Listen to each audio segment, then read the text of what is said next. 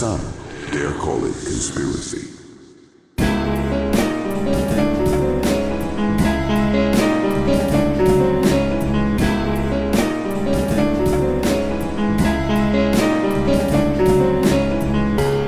Welcome to the Some Dare Call It Conspiracy podcast, hosted by Brent Lee and Neil Sanders. After nearly 20 years exploring the world of conspiracy culture, we are taking our guests and listeners on a guided tour of the rabbit hole. Our mission? To discover where the truth lies. Hey initiates! Today, we conclude our deep dive tour of one rabbit hole known as the Paul is dead theory. Did Paul McCartney die in a car crash in 1966? And was he replaced by session musician and producer William Shepard, as some have alleged? Let's see. Chapter 59. So Billy now explains his arrest in Japan for having a huge amount of weed in his suitcase. It was difficult getting into Japan with my prior pot arrests. I had to convince them that I was not too risky for their fair country. I resented it. When I packed my bags, I set up some serious trouble. I did not fully know what led me to bring about half a pound of pot into Japan, especially after I had to make such a case about how I would not do such a thing. Now I see how resentment was part of I was like, I'm Paul McCartney. How dare you stop me? So in 1972 in Sweden, Paul McCartney and his wife were arrested in Gothenburg for possessing about 20 grams of cannabis, and they were fined roughly £1,000. In 1973 in Scotland, police discovered marijuana plants growing on his farm. He pleaded guilty to illegal cultivation and was fined £100. He famously claimed that a fan gave him the seeds and he didn't know what they were until they'd grown. And by that time, obviously, it was far too late. Do you know how much he had in his suitcase when he went to Japan? What, like a quarter or something like that? He had 219 grams. Oh, shit. Okay. An ounce is 28 grams. I know because a friend of mine. Never mind how I know. Because anyway, we know maths. We know because we know maths. Yeah, you have to know these things when you do a podcast, you know. So yeah, basically what happened was he was detained for 9 days at the Tokyo Narcotics Detention Center before being deported without any charges. And the tour was cancelled, and this essentially led to Wings splitting up. And as I said, they're only the band the Beatles could have been. So imagine what we've lost. In 1984 in Barbados, the McCartneys were arrested for possession whilst on vacation. They pleaded guilty and were each fined $200. That's Barbados dollars, though. And in 1984 in England, immediately upon returning from Barbados, Linda McCartney was arrested at Heathrow Airport for possession of the same batch of marijuana.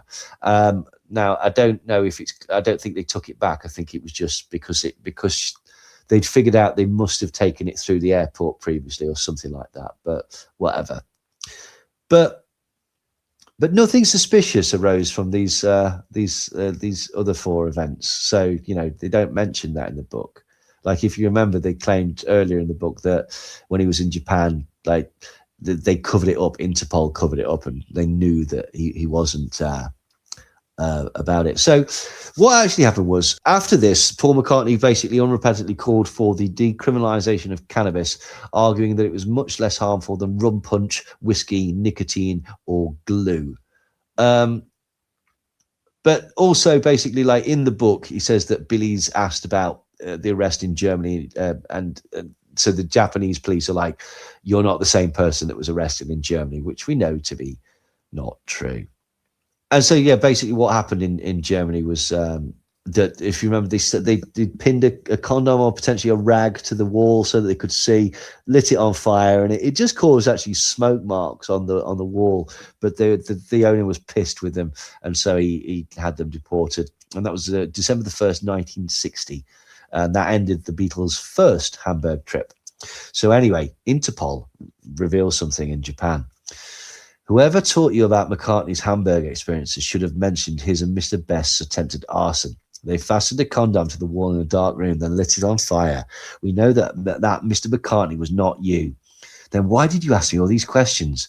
Well, we did a security check to see if allowing you into our country would be safe for our people.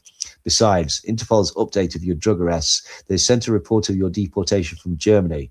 The fingerprints that we received from you today were not the same as Mr. McCartney's when he was arrested in Germany. You also have entirely different signatures. Our analyst swears that yours is not Mr. McCartney's hand. Who are you and why are you impersonating him? Yeah, so apparently that's where I thought we were going. I thought we were going back to that bit with the fingerprints. Yeah, so apparently Interpol know about this and stuff like that. But again, there's all those other times that they were arrested and their fingerprints were taken. So it's nonsense again. Nice try, Thomas Harriet, but come on.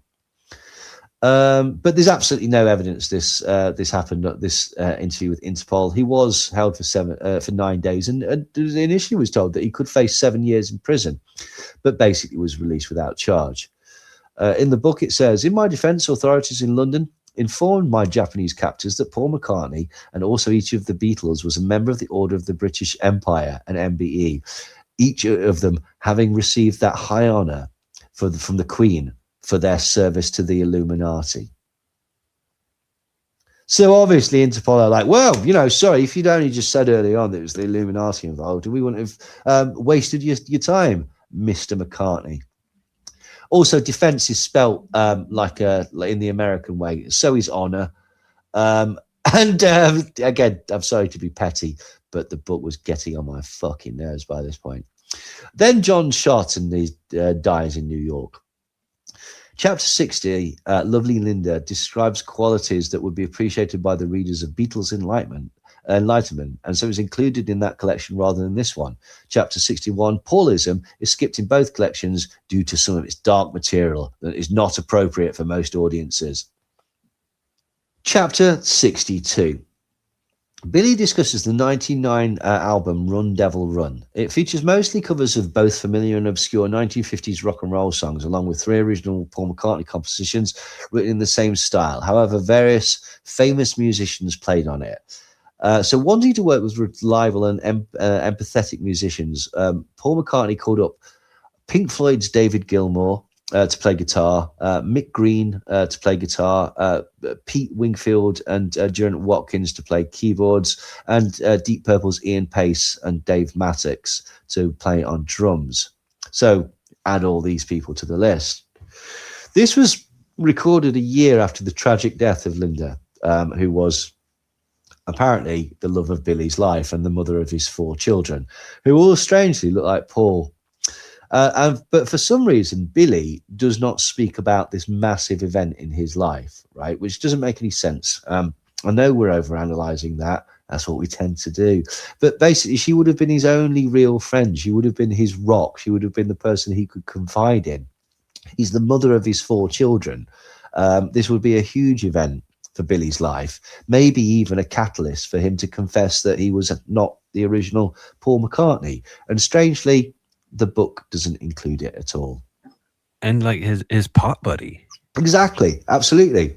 They've clearly bonded over lots of different things. They're like, they're clearly a genuine couple, but for some reason, this book stubbornly refuses to address this. Chapter 63 is called The Beast, and it's excluded from this collection due to its biblical humour about the Beatles as a 4-headed beast, which some readers may find offensive. All right. Okay. Chapter 64. Billy explains that he arranged the... Billy explains that it was him. He was the person that arranged for there to be a concert after 9/11. Why? Because he was in a plane in New York on the day. And Billy then spends the rest of the chapter encouraging people to support charities that remove landmines. It's a really weird chapter. It basically just says, I arranged this concert because I was in a plane in New York on the day of 9/11, and then spends a long time talking about how landmines are shit and that they should all be removed, which you can't really argue with, but it does strongly suggest that this man is struggling to fill his 66 chapters. The conspiracy crowd, can you believe, absolutely lap this up. This is back to the original interview with Mark and Mike. Mark Devlin says, on the subject of when I'm 64, I've thought about the fact that if Bill was born in 1937, which I think he claims is 5 years older than Paul, he would have been 64 in 2001. Anything else interesting happened in 2001? Can you remember? I wonder if in any way that song could be some kind of an allusion to the events of 9/11. I mean, no. Anyway, Mark continues. 9/11 happens in 2001, and he in some way might have had some sort of inside knowledge that something was going to go down that year. Or maybe it's me reaching. Maybe I'm taking that one too far, but it is something that I've thought about. And Mike Williams says, well, you know, anything is possible, because when we talk about, like I've said before, the dates and the numbers are very important to them. Very important. And by the way, on 9/11/2001, where does Billy state that he was? He says that he was in an airplane and he watched the whole thing go down as he was sitting in an airplane. And again, I'm like, I was skeptical, but actually that proves it, doesn't it?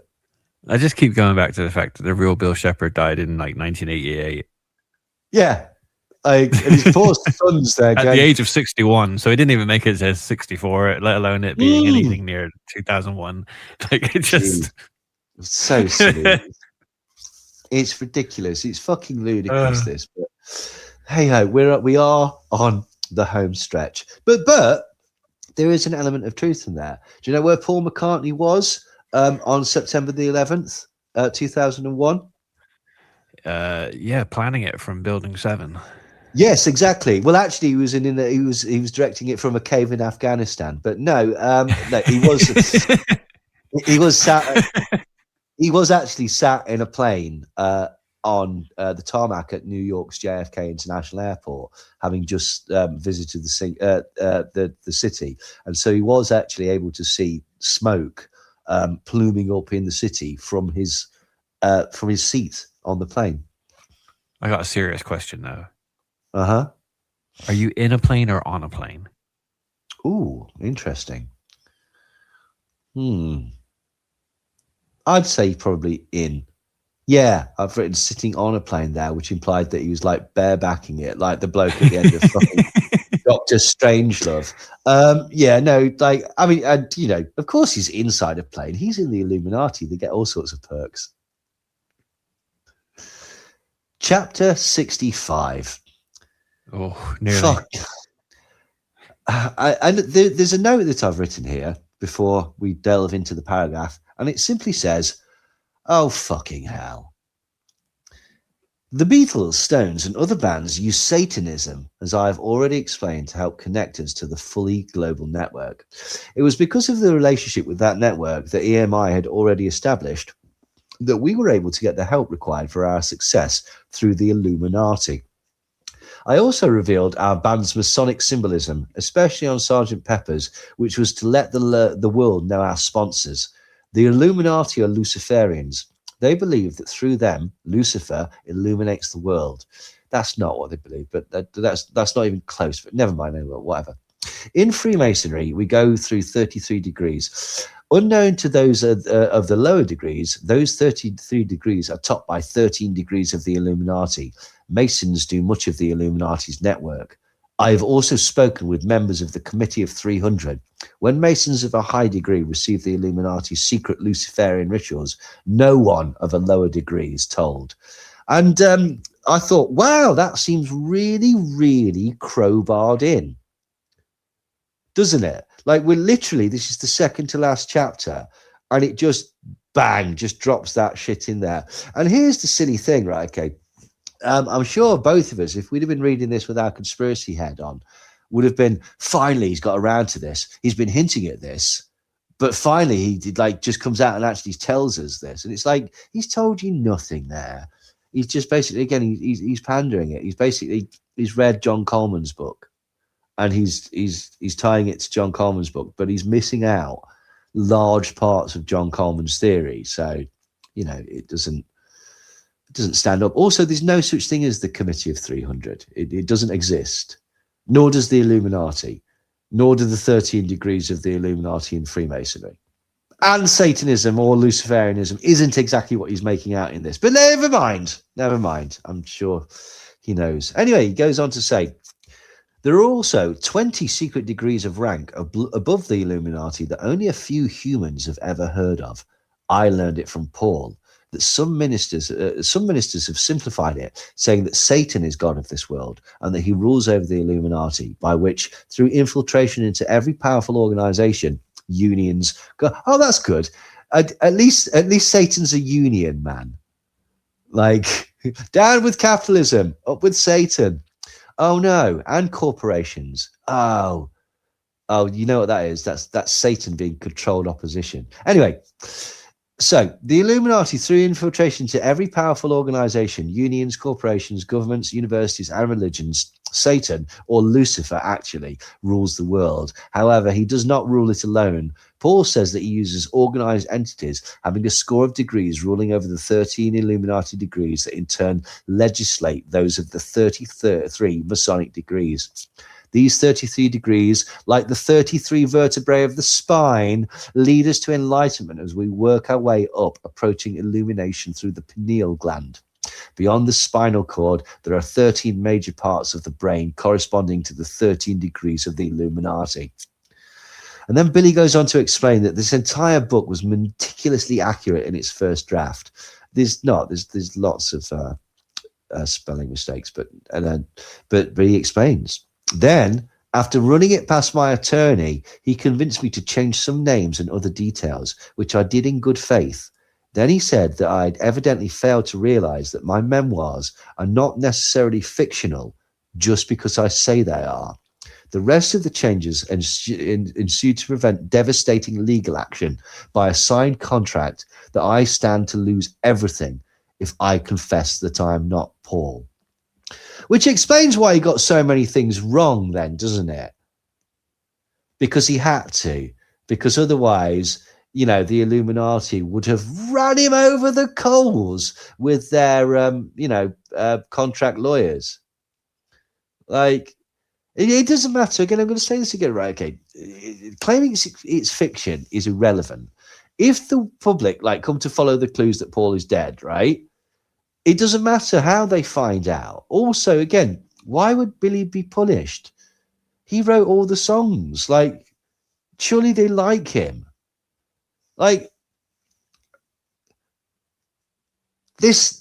wrote this confession, you wrote it as fiction to disguise the truth, that the story is real is in itself a confession. So what's the point?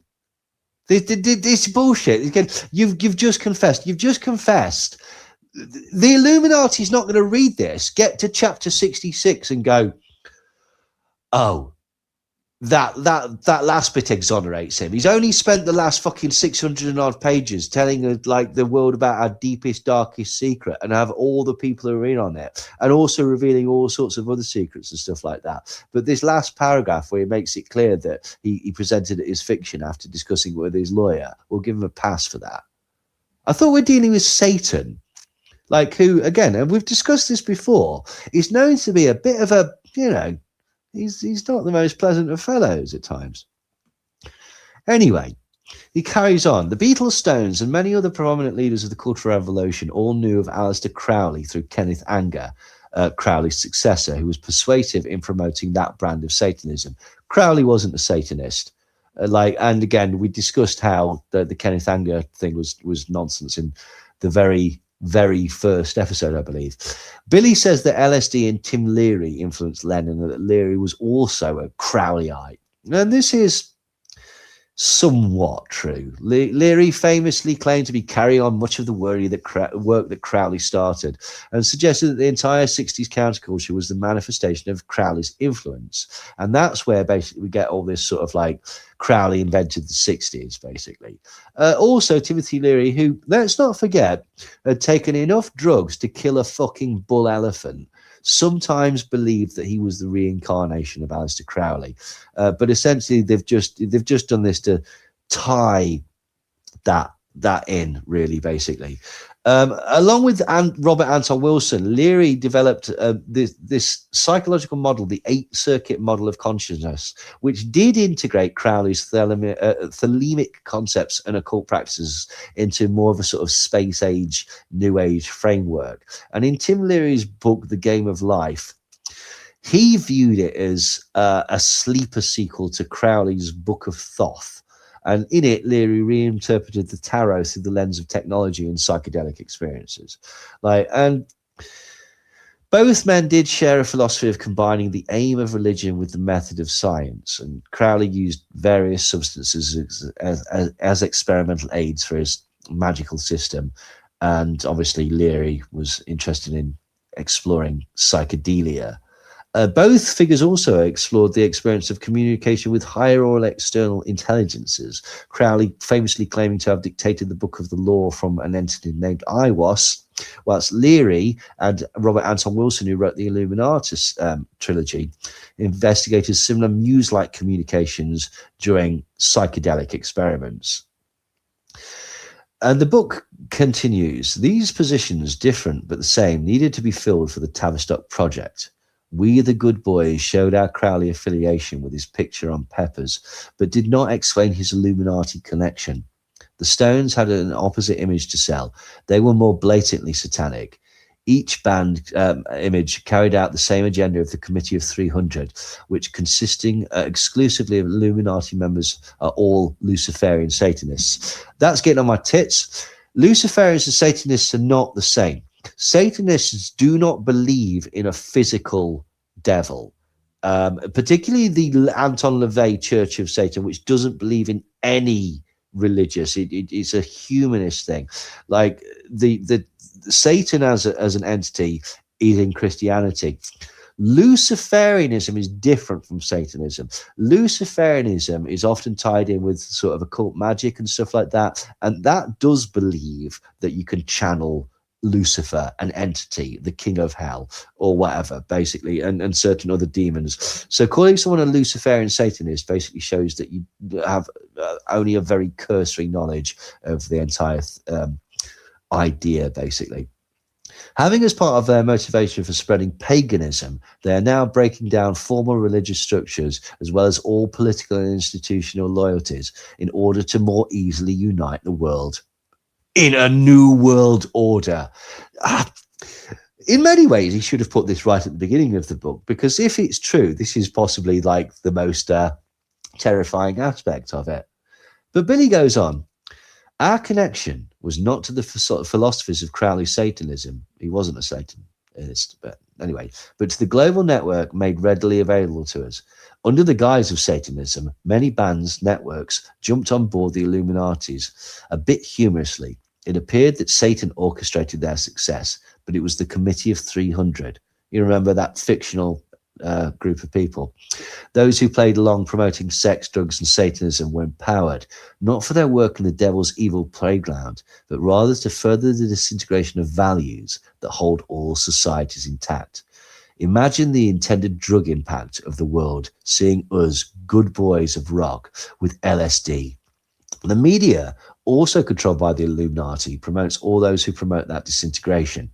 As for the Beatles and Stones, assistance was direct. For others, it is indirect. For us, George Martin had leads through EMI's military intelligence to those making societal transformations, and they didn't want to lose our band when Paul crossed over. As I joined, we received new assistance and directives.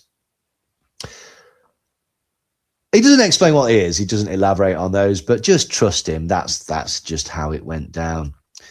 Crowley, he goes on to say, who is widely known as the father of Satanism, never published a truly original thought. He isn't known as that at all, and he did publish original thoughts. He published erotic poetry, including White Stains, I think that was the name of it, including the haunting lament When Celia Farts. So I don't think it's fair to say that Crowley never produced anything original. Billy then goes on to say, I realize that God, or the universe of whatever you may personally call this loving creative force, sets everything in place for whatever mission or work that we are sent here to fulfill. If God rules Earth, then nothing monumental can happen down here that God did not either direct or allow. Which completely contradicts the entire fucking premise of the Illuminati and Satanism, which he's just spent the entire chapter warbling on about like a prick. Anyway, Billy concludes, everything exposed in this book is to prove my identity is true and historically verifiable. I've added some fictionalizations in order for me to show that this is a work of fiction in the event that I ever need to prove in court that it's a novel. However, the facts about me not being Paul are very easily documented. I am still playing as Paul, but now you can see William as Paul and not merely as Paul himself. Now you know, and with that knowledge, you can call me by either name. And I have to say that. I thought he was going to say "ow" then. Well, you can call me Al. After reading that entire book, all I can say is I wouldn't be calling you either of those names. I'd be calling you something quite different. But Thomas. That's it. Yeah, like it's shorter and it begins with a C. Anyway. So there's basically the thing that really fascinated me and struck me about this was that basically looking at the Paul is dead theory, there's no evidence that Paul's dead. There's absolutely nothing to support the fact that he died. There's just loads of clues explaining how he died after the fact. Do you see what I mean? So, and they all start with you relying on knowing that Paul is dead in order for any of these clues to make sense. And so it's circular. And that's what really struck me, is how incredibly thin it is. Add on to that the fact that we absolutely know where a lot of this comes from. It came from Fred Laborde. It really it baffles me that this is still a thing that keeps going on, that people to this day will die on the hill that Paul McCartney died and that he was replaced, and they will use the lyrics, the backwards masking, the supposed clues hidden in the artwork of the albums and stuff like that as the primary source evidence that this happened. Not one of them has ever basically gone, but do we actually know that he's dead before we even accept these clues? It's crazy. On the other hand, he might have been William Shepard. Hey, thanks for listening to Some Dare Call It Conspiracy with Brent Lee and Neil Sanders. If you're enjoying the podcast, please consider joining us at www.patreon.com/somedarecallitconspiracy, where you can also listen to over 20 unreleased episodes of our now Patreon exclusive series, The World According to Some, aka Twats. Until next time.